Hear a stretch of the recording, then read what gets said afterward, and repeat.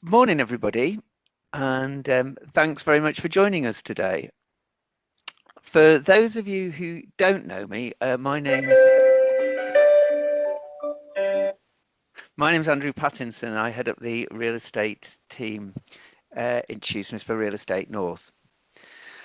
You'll know from the ongoing circumstances we've got at the moment, we've replaced our half-day conference for real estate in-house lawyers with 6 half-hour sessions. This is the first one, and the session is going to be rolled out over the next 6 months. They're going to take the form of a panel, and asking the questions along with me this morning is Anna Lowe, a legal director in the real estate team here at Shoesmiths. As you all know, today's topic is the future of CVAs, and I'll introduce our experts. First of all, we've got Sarah Teal. Sarah's been a partner for about 8 years in our restructuring team here at Shoesmiths, and it's definitely not all doom and gloom with Sarah and her team. They're definitely fixers and look to help clients get out of difficult situations. One of the things Sarah's been doing to keep herself busy during lockdown is beautifully organising the wood for her wood burner. So if you just look behind her right hand shoulder, she's got a lovely display there. Our second expert is Richard Symonds, who's a partner in the property litigation team here at Shoesmith. His expertise, along with other things, lies in advising distressed companies. He's gained some new skills during lockdown, including invigilating exams for his 10-year-old twins. Along with a lot of the other people, he's got a puppy during lockdown. I want to say, Richard, remember, it's not just for lockdown. Whilst both Richard and Sarah advise on both sides of the coin, today, to give a bit of a balance, Sarah will be talking from the perspective of the company and Richard will give the creditor angle. At the end of the session, we've got some time for questions, so please, you can type in your questions. I think there's a sheet up to tell you how to do that, although it's quite intuitive. So please send in your questions, and shall we get started? And Anna, would you like to kick us off? Yeah, thanks, Andrew, and morning, everyone. It's great to see so many of you joining us today. It's brilliant. We're working to quite a tight timetable today, so I'll just jump straight in and start from the bottom, really. So I'll ask you, what really is a CVA? Why is it different from other forms of insolvency process? And as Andrew mentioned, I think it would be really helpful to see how the process is viewed through the eyes of both the company and separately the creditor. Okay, thanks, Anna, and morning, everyone. So we've seen a number of CVAs in the media recently, including the likes of Clark Shoes, All Saints, Moss Bros, Jigsaw, and New Lock. So just by way of refresher, what is a CVA? Well, a CVA is a company rescue procedure. It's a procedure whereby an insolvent company, and I think that's important because we have to recognise these are insolvent companies, can reach an agreement with its creditors.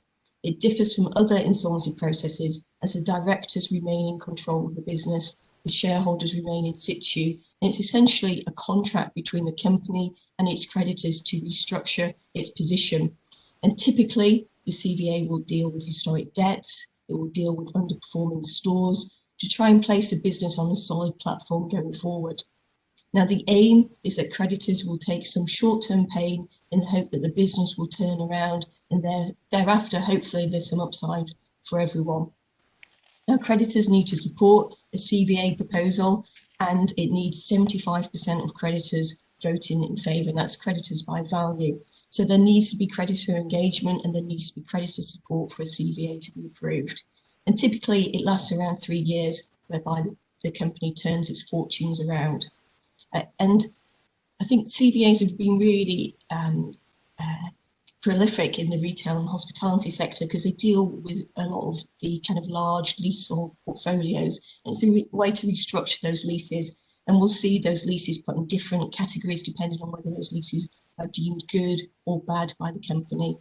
And I think a CVA can be contrasted with an administration process by means of who takes control. So in an administration, it's an insolvency practitioner that takes control of the business and assets. And it's that administrator that seeks to sell them for the benefit of creditors. So we've seen recently the high-profile cases of Debenhams and the Arcadia Group, where the administrators have been running the sales process there. There's been a lot of speculation in the media in terms of who's going to be acquiring those businesses.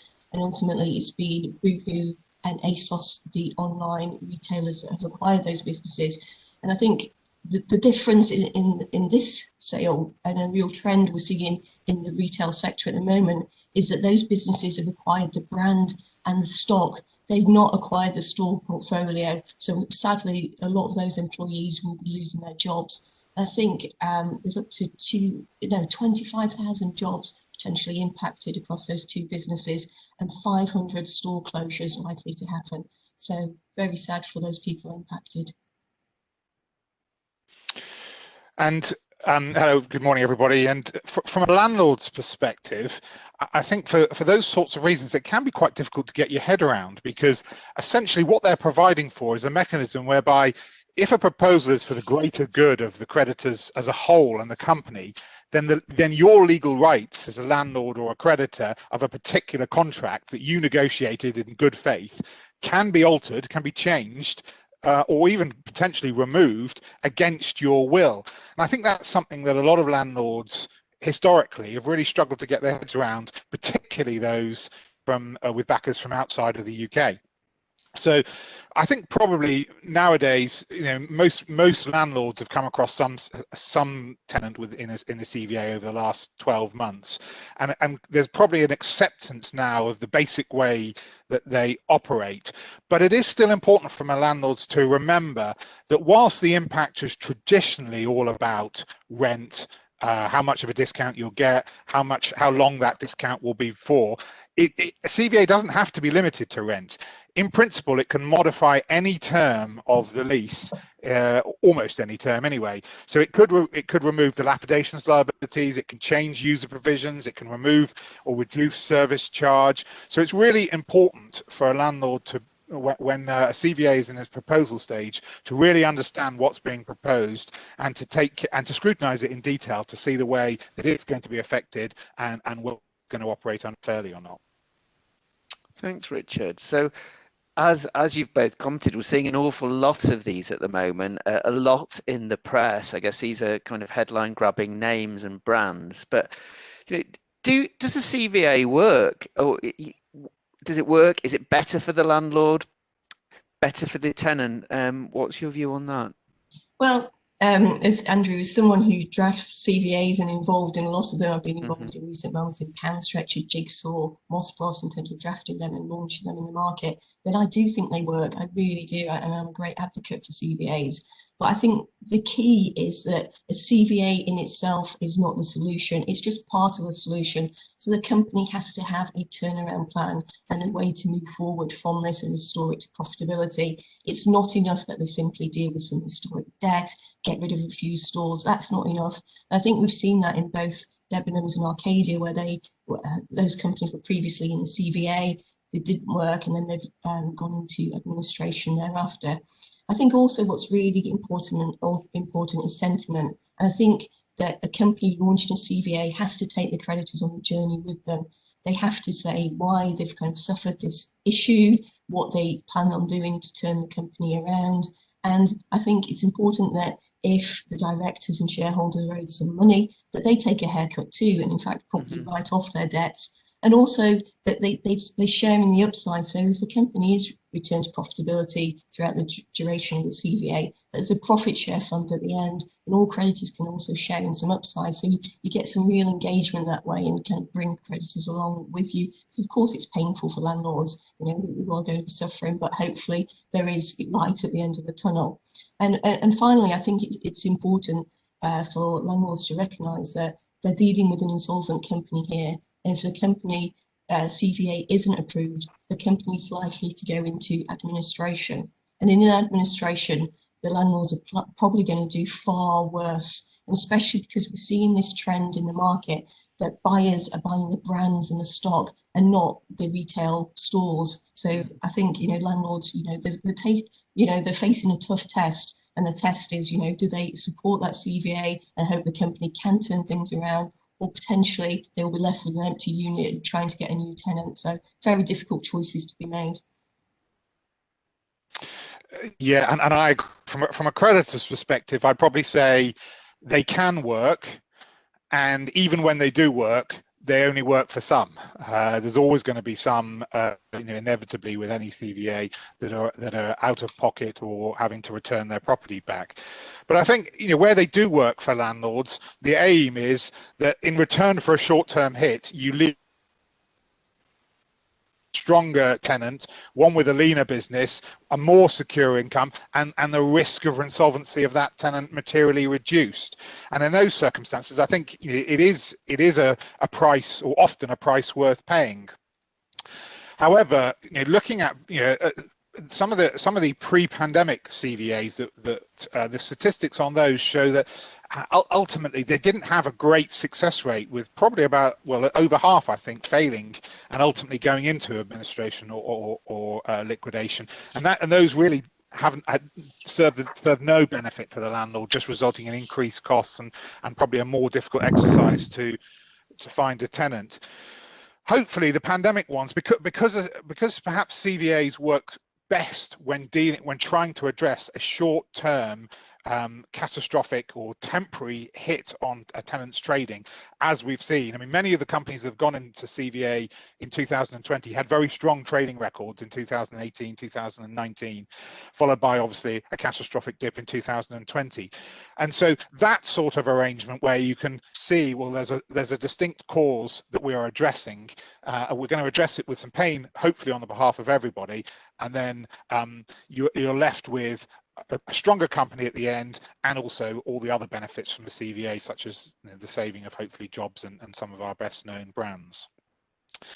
It's fair to say that companies with more fundamental problems that have, that are a result of change of market conditions or not really pandemic related, those ones, the jury's still out on the success of CVAs. They really are a tool to be used along with other solutions to get a turnaround of that company, and those sorts of CVAs will really need to put forward a wider to persuade landlords and other creditors that they really do work.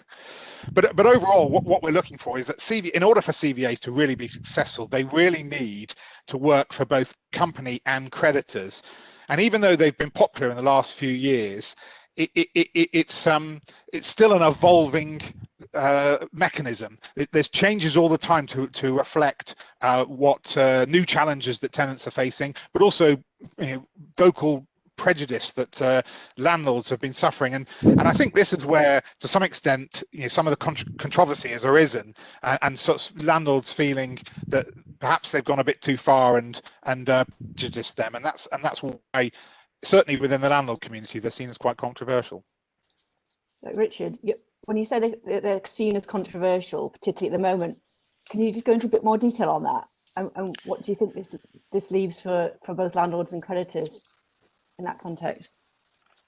Absolutely. I mean, the controversy, there's quite a number of areas of controversy for these, and part of them, I think, are as a result of a bad taste left by historic CVAs, where perhaps the companies and nominees were still feeling their way and produced CVAs that were quite prejudicial to landlords. Things have evolved over time, and I think improvements have been made, but still I think there are two big areas where landlords feel that they could be misused.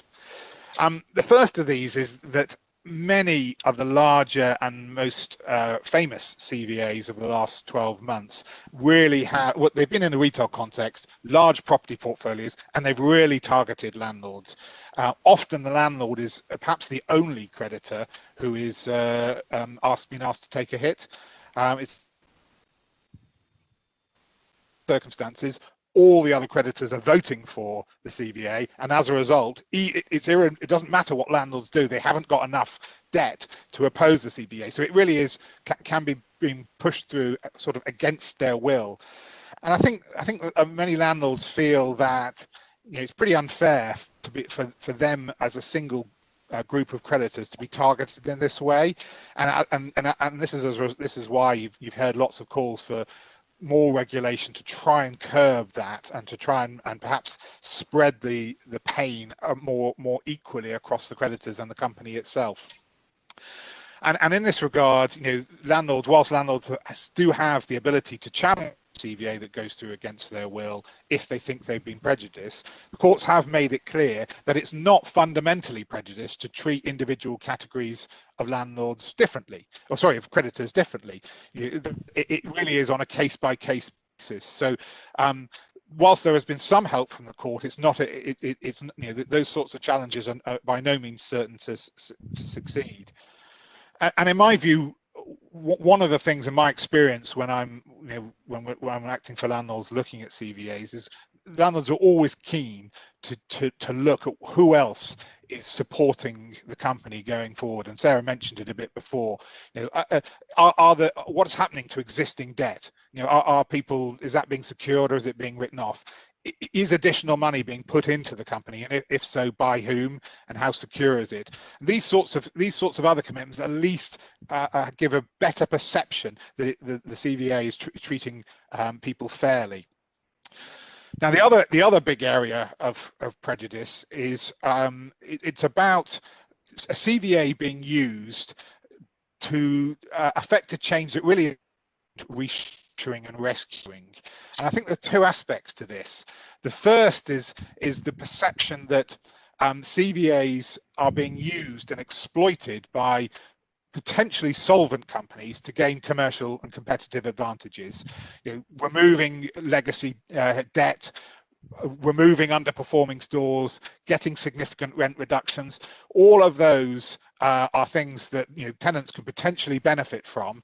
And landlords are saying, well, are these companies really actually on their last legs and close to insolvent, or is this just a ruse to try and improve their trading position?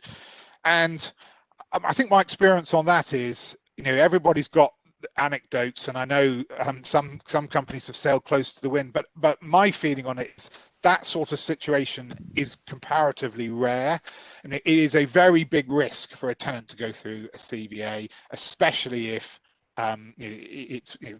there's a risk of it failing, because it has the risk of then going into administration. It has the risk of negative publicity. And not least, it's a very expensive process for these large companies. So I think that risk is perhaps overstated a bit. But the other aspect of that, and in terms of changing the nature of the deal. So some landlords have been upset by the fact that companies have, again, when they're looking to restructure in a CVA, have not simply addressed rescue issues, but have tried to change the fundamental nature of the deal. And I'm thinking here most obviously in the circumstances like the change from base rents and fixed rents to turnover rents. Turnover rents are a very complicated matters, and I think many landlords said first of all, if they were free negotiation, they would have never agreed in a turnover rent. But even if they had, there would have been a lot of safeguards in place about how to protect themselves. For example, having minimum levels of base rent. To have a new type of rent, which are often entirely turnover rents, imposed on it without negotiation against its will. And many landlords feel that really goes beyond the scope of what CVAs were intended to do. And I think those are particularly controversial. And as many of you might know, those are the sorts of CVAs at the moment that are subject of challenges. In particular, I'm thinking the New Look CVA, which and the lawfulness of that sort of approach will be tested in the courts later this year. Thanks, Richard. So, I think with the current pandemic and the current economic situation, CVAs are more relevant than ever, and they're going to be on a lot of people's minds. What steps can both the creditor and the company take to sort of get ready and prepare and think about prior to the CVA? Yeah, I think, Andrew, that if a creditor does not like how they're going to be treated in a CVA, what they can do is they can approach the company and say, look, this just doesn't work for me. You've put me in this category whereby I'm going to be changed to a turnover rent.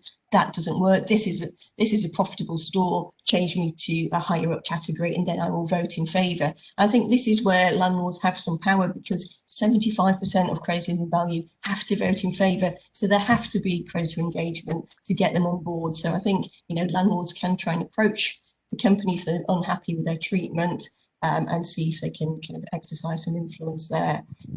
They can also, of course, vote against the CVA, and if it is approved and they're very unhappy, the right of the landlord is they can take their lease back if they've been compromised. And I think this is really important. They're not just stuck with this situation. If the landlord's rights have been compromised, they have a window of opportunity to take their lease back. So that's the option open to the landlord, and it's really important. And of course, as Richard just mentioned, there's also the option of challenging the CVA through the courts if landlords think it's unfair. But as Richard also mentioned, that's a very costly process, so not one to be taken lightly. Yeah, I agree with all of that, Sarah, and I'd say, from my perspective, one of the first things that we do when advising landlords is try and take the temperature of the landlord group as a whole. So it's not just worth speaking to the company and its nominees and getting information about how the turnaround plan and how, for example, decisions have been made to put individual properties into individual categories. Are they keeping properties, or are they losing properties? But it's also important to talk to other landlords, because if you can persuade a hard core of landlords with a big voting right to be on your side, then that really adds to, improves your negotiation position, improves your position when coming to the vote with the nominee. So I think that's really important. But the other thing to do, of course, is immediately assess the worth of your property in the market. Is this one that you would prefer to have back? Is this one that it would be easy to re-let?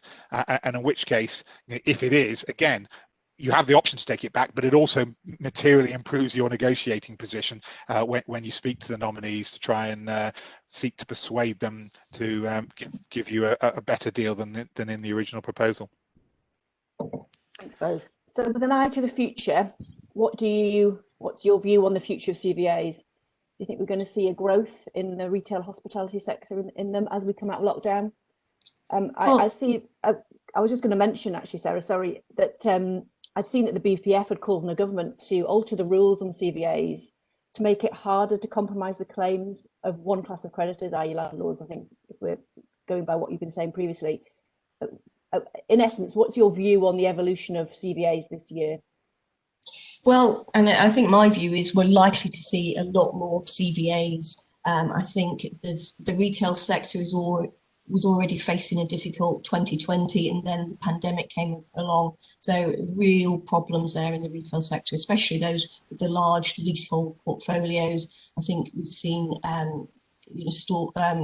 retailers with very little online presence really struggling at the moment. I think in the last quarter, Primark sales were down some 30%, and that's got to be contrasted with people like Boohoo and ASOS with a good online presence, and their sales are up like 40%. So there's a whole spectrum of different retailers, but those with the large kind of leasehold portfolios are likely to struggle. There's an awful lot of debt in the system at the moment, because at the moment we've got the government's moratorium, so landlords can't take enforcement action to recover arrears. And I think there's something like £4.5 billion of accrued arrears in 2020, and that debt has to be sorted out in some ways. So there's a lot of issues there, and I think some companies will need to deal with those issues and restructure their businesses if they can't come to consensual agreements with their landlords. So I think we're going to see more CVAs to deal with that rent arrear position and improve companies' balance sheets, to deal with those underperforming stores, and to try and rebase some rents that are considered by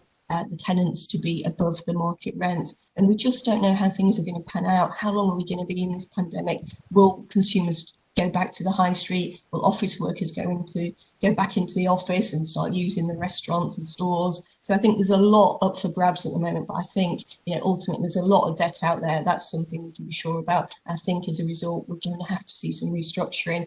I think a CVA is a tool whereby companies can be restructured. And from my perspective, Agree. I think we've got a glut of CVAs to come in 2021 and potentially 2022, and notwithstanding, I think the BPF's points in relation to landlords, I think fundamentally the government recognises the importance of CVAs of trying to save jobs, save companies and save industries, and therefore I think you are not going to get wholesale legislative changes to the form of CVA. And there may be some tinkering and some improvements where there can be made, but I don't see fundamental changes. The only thing I would say is we've got a lot of court cases likely to come in 2021 that will help to set the parameters of what is fair and what isn't fair in the CVA. Those court cases could have a long-term impact on the use of the CVA. I mean, for example, if there was a change in the market, so there was suddenly a serious demand for retail property, then a CVA would be a much more risky strategy for a company because of the risk that it could lose a significant number of its properties, because many of the CVAs contain rights for the landlords to take these back. They're predicated in many cases on the fact that the landlord probably doesn't want to take them back right now because there isn't other tenants in the market willing to take that. But if that changed, then again it would make CVAs fundamentally a much less attractive proposition in that market. So I think long term, I suspect CVAs will continue to be an important tool, but they may, depending on how things go with the court cases this year and changes in the market, we may see the numbers recede quite rapidly, but who knows? Thanks. Yeah, go on, Anna, you go. Sorry, I was going to say, I think that was all the sort of formal questions that we wanted to work through, but we've had a couple of questions that have come up as we've been going through. One of them is, I'll pose it to both of you. What options do landlords have when a company does not pay the reduced rents negotiated by way of the CVA? Well, if the company is not complying with its terms of the CVA, there's usually a mechanism within that document whereby a landlord can write to the supervisor of the CVA and ask them to reach out to the tenant and make them pay the rent. And if they don't do so, that's potentially a reason why that CVA will fail and will be terminated. So there's a process and a procedure in the CVA proposal that deals with non-payment, and it's worth looking at that and reaching out to the supervisor of the CVA to draw their attention to it and try and get engagement from the company to get them back on track. Yeah, absolutely agree. I mean, it's funny enough, it's quite a rare thing, and it's usually a thing that is a real red flag. It will show that the company has, the CVA is in danger of not working, and therefore I think it's worth jumping on it from a landlord's perspective. And certainly, I mean, you would have your ordinary contractual rights to take legal action, but subject to those being curtailed by any temporary legislation that are in place for the moment about many enforcement rights. But fundamentally, I think that's absolutely right. Bring it to the attention of the supervisor and put pressure on the supervisor, because it is often that sort of thing would be an event of that might trigger a failure of the CVA. And assuming that they don't want that to happen, I think that the supervisor will put reasonably significant pressure on the company to make that payment. Anna, have we got time for one more question? Do you want to ask? Yeah. Okay. We've had quite a few actually. Let me just double check. Okay. So I work for a tenant company. Do you think CVAs are really the beginning of the end, or are they, in your view, a genuine solution? Well, as I said earlier, Anna, I think they're a genuine solution if there's a proper business plan there to turn the company around. So yeah, I'd say it's not the beginning of the end. It's a turnaround, and hopefully, especially in these COVID times where people have had an absolute shock to the system, and their revenues have been completely slashed as a result. There's a number of high-profile CVAs over the last few years that have been entirely successful and have really turned companies round, and now companies, having got through the CVA, have returned to profitable and good solid trading. So I think in no sense is it inevitable. There are of course other CVAs which we know of where it has started. It's been the start of the road downhill. So I think insofar as you can, from a landlord's perspective, you need to really try and do your best to understand from the proposal which way you think it's heading. But of course, it's never easy in that. But it's certainly not necessarily the beginning of the end. Okay, thanks. Well, I'm afraid we're out of time, and I think that was really, really interesting from both of you, and really interesting to what's going on in the markets at the moment. So thank you both to Rich and Sarah, and thank you to all our attendees. Hopefully we'll see you all at our next session. That's coming up in March, and that is on electronic signatures, something that is really relevant to all of us while we're all working at home and avoiding the office. So thank you again, and enjoy the rest of your day. Bye-bye, Thank you. everybody.